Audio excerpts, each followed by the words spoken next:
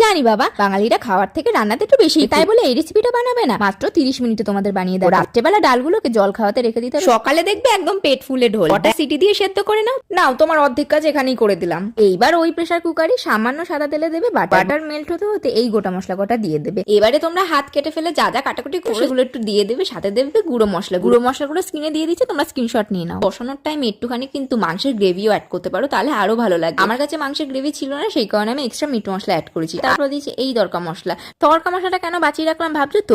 দেখো আগে আগে হতা হে ক্যা। এবার তরকায় দিতে হবে তড়কা। তো একটুখানি বাটারে আমি দিয়েছিলাম পেঁয়াজ, আর সাথে ছিল দুটো ডিমের ভুর্জি। এর মধ্যে আমি তরকাটা দিয়ে ভালো করে বাকি তড়কা মশলাটা কসুরি মেথি দিয়ে মিশিয়ে নিয়েছিলাম। ঠিক এই টাইমে এত সুন্দর তরকা থেকে গন্ধ বেরোচ্ছিল, তো ভিডিওর পেছন থেকে একদমই বোঝা যাবে না। আর টেস্টটা অসাধারণ হয়েছিল।